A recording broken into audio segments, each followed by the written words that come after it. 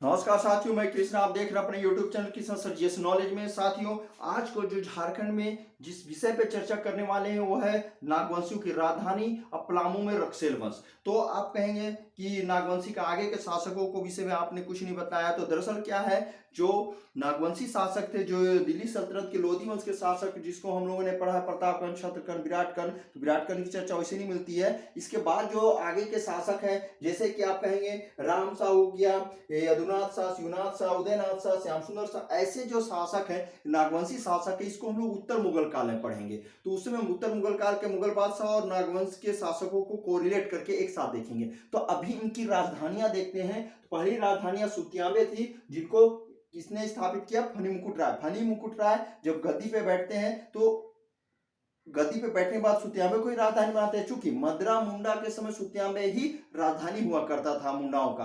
तो जब मुंडाओं के बाद अर्थात मदरा मुंडा के बाद नागवंशी जो शासक बने, फनी मुकुट राय शासक बने, तो उन्होंने राजधानी किनको बनाए रखा? सुतियाबे को ही। दूसरी राजधानी चुटिया, इनको प्रताप राय बनाते हैं। तीसरी राजधानी खुखरा भीमकर बनाते हैं। और चौथा राजधानी दोईसा या डोईसागढ़, इसको दुर्जन साल बनाते हैं। पांचवा देख रहे हैं पालकोट, इसे यदुनाथ शाह, और पालकोट भोरो को जगन्नाथ शाह, और रातूगढ़ को उदयनाथ शाह। रातूगढ़ वर्तमान रांची डिस्ट्रिक्ट में स्थित है।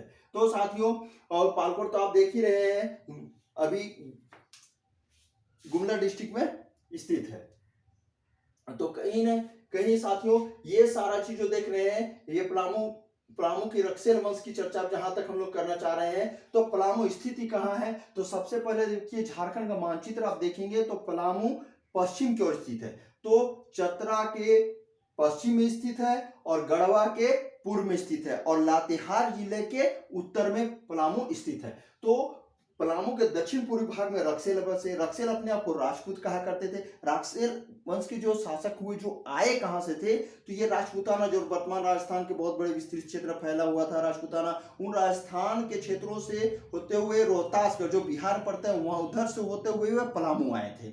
और पलामू आने के बाद आप देखेंगे एक चीज और यहाँ पर है कि कई शताब्दियों पूर्व ऐसा कहा जाता है कि कुंदरी, जो वर्तमान लेस्लीगंज थाना के अंतर्गत पड़ता है, वहां पे एक रक्सेल शासक हुआ करते थे। उन जो रक्सेल शासक जो होते थे, वो रक्सेल शासक कहीं न कहीं उसमें सरगुजा जो छत्तीसगढ़ में पड़ता है, वहां के शासक को युद्ध में पराजित करते हैं, उनके राज्य को अपने साम्राज्य मिला लेते हैं। और इसी समय साथियों आप देखेंगे उन पलामू क्षेत्रों में अन्य जनजातियां भी थी। उन जनजातियों में खरवार, गोंड, कोरवा, परिया, किसान थे। अब इन जनजातियों में सर्वाधिक संख्या किनकी थी? तो खरवारों की थी। और खरवार में ही आप देखेंगे एक प्रतापी शासक हुआ करते थे। तो पलामू के जपला क्षेत्र, पलामू जहां सीमेंट के कारखाना रही है, तो उन पलामू क्षेत्र में प्रताप धवल नामक एक खरवार शासक था, जो बहुत ही प्रसिद्ध था, नामी शासक था। उनके विषय में जानकारी हमें कहां से मिलती है?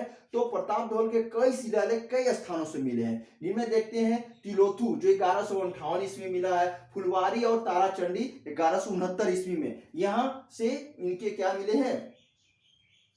शिलालेख है। अर्थात कि यह शिलालेख उस समय वो खुदाए गए थे, इस तरह का उनकी जानकारी हमें मिलती है। फिर देखें पलामू को जो देख रहे हैं, रक्सेल वंश की जहां तक हम लोग चर्चा कर रहे हैं, तो रक्सेल वंश के पलामू पहुंचने से पहले उनकी शाखाएं दो भागों में बट गई थी। ये पहली शाखा, दूसरी शाखा। तो पहली शाखा जो देख रहे हैं यहाँ पे, पहली शाखा जो रक्सेल थे, वो हरहरगंज और महाराजगंज होते हुए देवगन, पलामू के देवगन पहुंचे, और वहां पर उन्होंने किलों के निर्माण कराया। और जो किलों के निर्माण करा के देवगन में ही जो किला का निर्माण कराया, उससे अपना स्थान बनाया और उसी को अपना राजधानी बनाया। दूसरी शाखा देख रहे हैं चतरा और पाकी। चतरा जिला आप देख रहे हैं, पाकी पलामू में पड़ रहा है। तो वहां पहुंचते हैं, और चतरा पाकी होते जब कुंडेलवा पहुंचते हैं, पलामू कुंडेलवा पहुंचकर वहां पे भी किले के निर्माण कराते हैं और उनसे राजधानी बनाते हैं। इस तरह रक्सेलों की दो राजधानी हो गई। पहली शाखा की राजधानी हम लोग क्या देख रहे हैं? देवगन, और दूसरी शाखा की राजधानी कुंडेलवा में। तो इस तरह ये राजधानी रही है। रक्सेल एक तरफ से देखेंगे, रक्सेल वंश की जो लंबे समय तक शासन किए,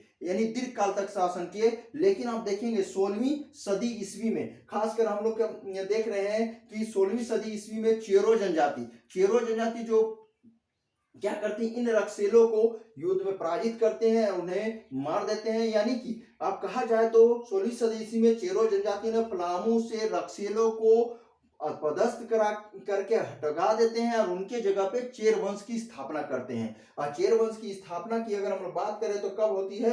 1572 ईस्वी में चेरो वंश की स्थापना होती है। तो साथियों इस तरह हम लोग पलामू का रक्सेल वंश देखे। और आगे की क्लास में जब हम लोग चर्चा करेंगे तो चेरो वंश की भी चर्चा आएगी।